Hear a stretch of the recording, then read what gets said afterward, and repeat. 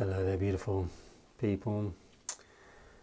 Welcome to this full moon reading for April 2025. I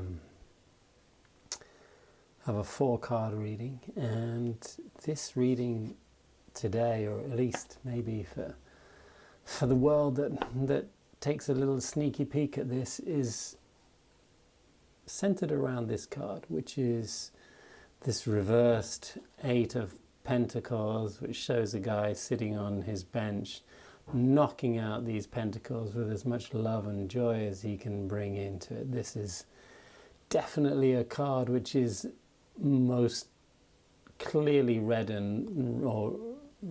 by most tarot readers as a dive into our work, a dive into some form of labor that's all consuming in nature. And when this card is reversed, and because it's the only reverse card in this reading and the first card as well, it's here to ask a couple of questions about our work and what we think we are here to do. And when I speak about our work, it's not the job that you might go to 9 in the morning and come back in the evening.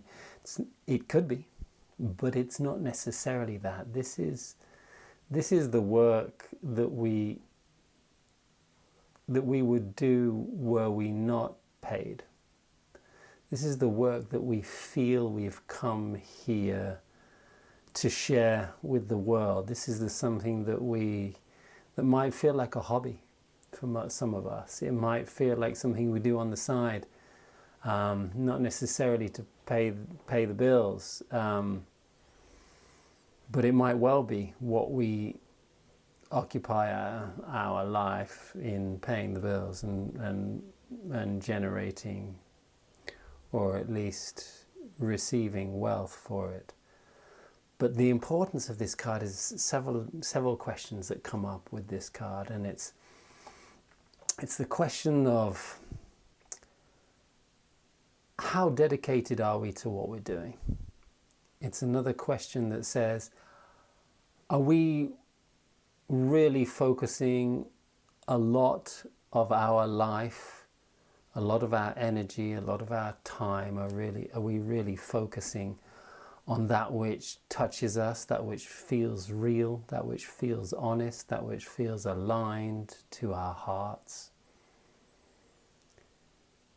It's asking, hey, are we enthusiastic and excited about what we do most of the day? Do we choose to do things that just occupy our time, or just get the bills paid, or do we really make time, create time for something that feels worthwhile, that we feel is worthy of our effort? It doesn't need to look like a work exchange story. It doesn't need to look like something that we'll get paid for. It doesn't need any of that, but it does ask the question whether we are really dedicating a decent amount of our life to what is a heart-aligned effort.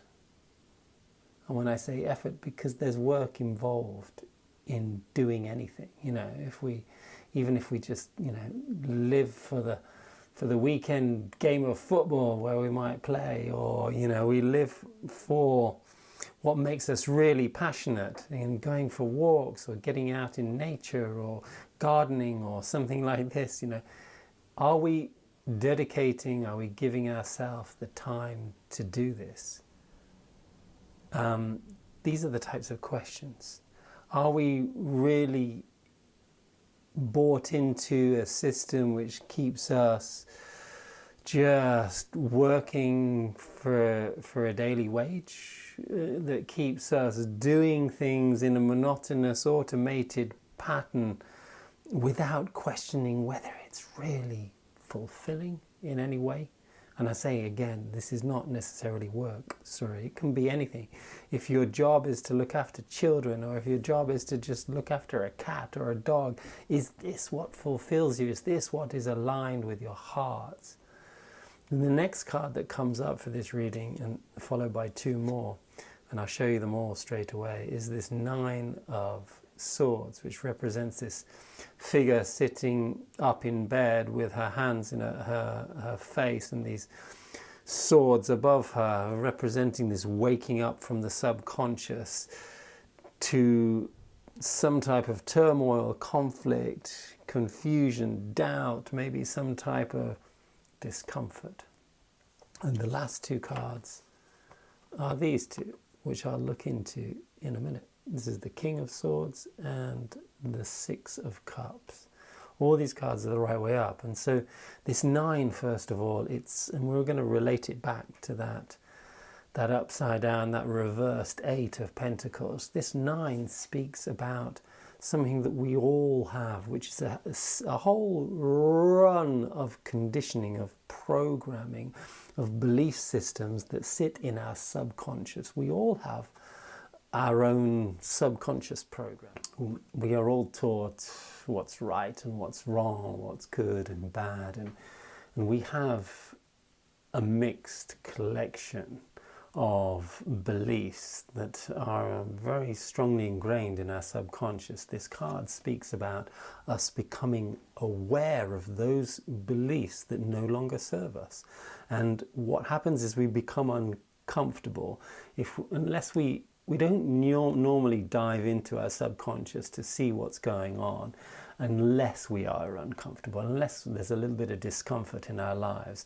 And this waking up from a dream state is because the dream place or our nighttime brain gets to live out subconscious stories and bring those subconscious stories sometimes to the forefront of our mind, and we remember our dreams, and as we live out certain stories that we never get to live out during the day because maybe we are suppressing them in some way or another, and so we need a certain type of experience to be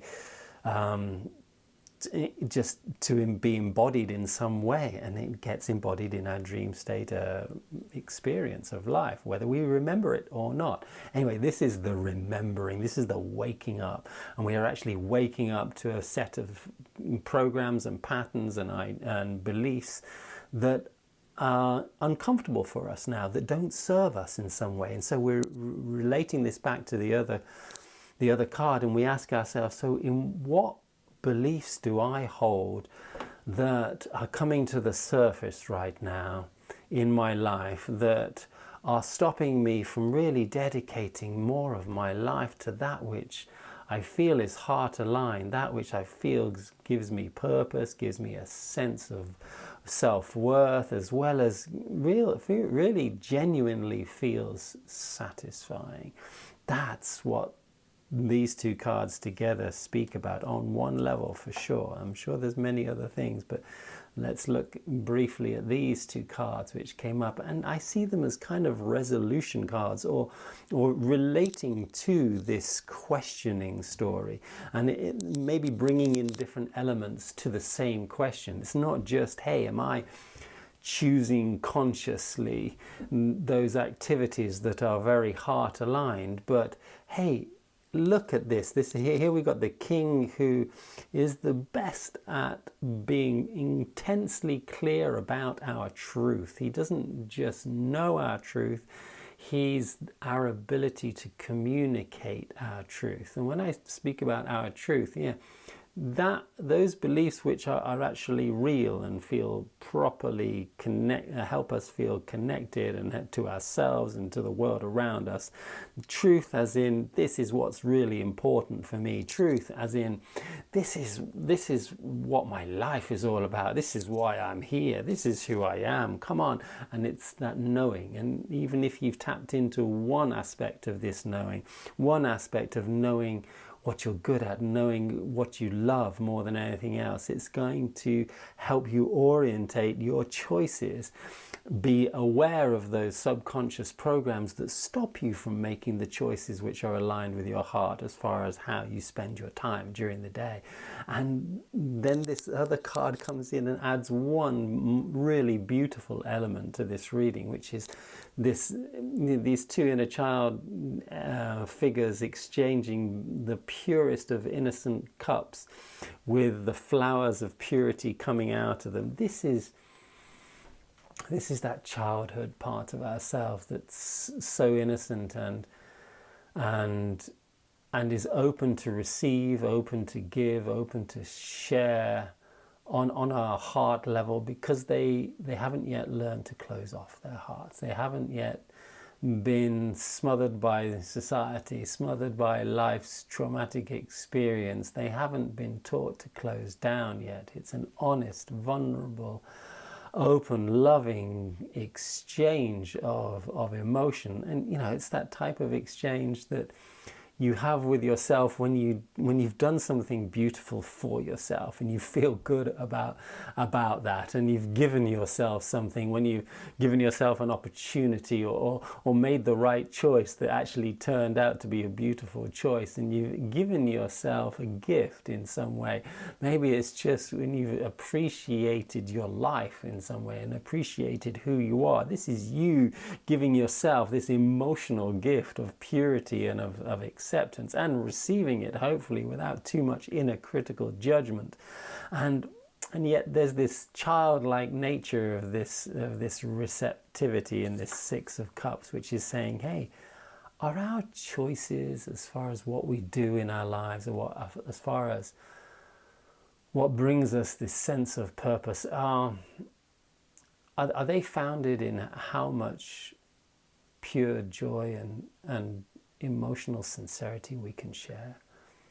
And I know, in my life, I'm good at doing things, I'm good at creating lots of things, but what really feels meaningful is when I get to share on an emotional level, on a deeper feeling level, on a level of honesty, on a level of vulnerability, on a level of heart. When I get to share that with myself is beautiful as well. Me sitting, journaling, talking to myself, whatever, giving myself, or bringing some structure into my chaos, bringing some love and directing my focus towards what I'm passionate about. These are all gifts that I can give to myself, but it's also incredibly beautiful to share that with somebody in the world. I get the luxury of doing that with my sessions, where I get to feel somebody else and share some sincere feelings and open up on an honest level.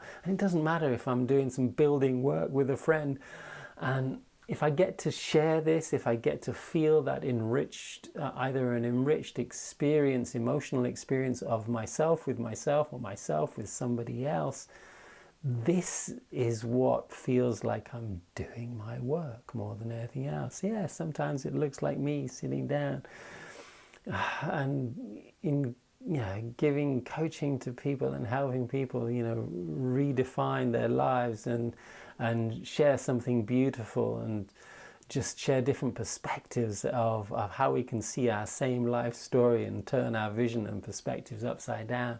But anything that you do with this emotional exchange of purity, and with the conscious ability to share and communicate what your ideas are, hand in hand with emotional love and connectivity and sensitivity. These two stories, for me at least, they just tick all the boxes.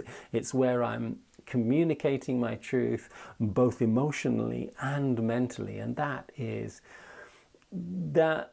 that means that whatever I'm actually doing, whatever I'm sitting down and doing, and maybe part of why this is reverse is it's not important the what of what you're doing. What's really important is the energy behind it. What's really important is whether you're actually becoming self-aware of some of these subconscious programmings, and whether you're actually choosing to walk aligned with your truth and choosing to actually be vulnerable and open and share on an emotional level and see where that loving exchange is going to just inspire you, lift you up, take you from one level to another and keep you there for a while. And how often you can make this simple choice with this ability to direct and focus your life exactly where you want it, making sure that it includes all that, that really honest and innocent emotional exchanges which create the most beautiful feeling of sense of spending your time fruitfully. I find that, if I go out to a crowded room, you can be the most alone in that crowded room. But if you make one connection either with yourself or with somebody else in that moment, and there's this honest exchange, it'll turn around something that might be quite a boring event into something that's really uplifting and something that really feels like it's worthwhile. That connection that we need with ourselves and with the world on the outside is something we live for as human beings, and when we can promote that, create that through conscious choice, through maybe letting go, becoming aware of our programming that says we should be doing other things, that we should be, ought to be, we need to be doing all these other stories, instead of really acting and choosing to act from a heart center. Then when we can learn a little bit more of that, our lives turn around and they go from maybe a more darker space to a lighter one. In this full moon, there's a lot of energy lighting up our darker programs, and if any of them are coming up in your life, maybe you can have the courage to voice them, have the courage to tell the universe what you might want as far as an innocent, childlike desire, and open yourself up. See if you dare to open yourself up to have some type of real emotional exchange. Much love to you all. Love to hear your comments on this reading. It can touch you. It's not just about work. It's not just about what job you do. It's about what you choose to spend your life on a day-to-day and your energy doing. And this is what this reading is questioning a little bit about. Much love to all. And as a quick PS for this reading as well, when you find that your work isn't exactly going as planned, and there's a tendency to jump into negative ways of thinking, especially negative self-judgment, and you might be criticizing yourself and not being good enough in whatever occupation, whatever time-consuming work that you find yourself doing. Whenever that is the case, try to bring in the heart, or invite in the heart alignment. And the heart alignment is not something that's specific to a type of work that you're doing. It's specific to an attitude, and it's specific to your emotional state of mind. And this king might be the king of the mind, but with his mind he can find the truth that will allow you to access maybe that childhood, giving yourself a gift of appreciation, giving yourself a gift of recognition, and of seeing how much effort and how much beauty and how much goodwill you're putting into whatever project. And recognize those small successes and be disciplined and be clear about maybe confronting those old programs that are telling you you're not enough, and promoting those new beliefs of being worthy of all the success you deserve. Much love.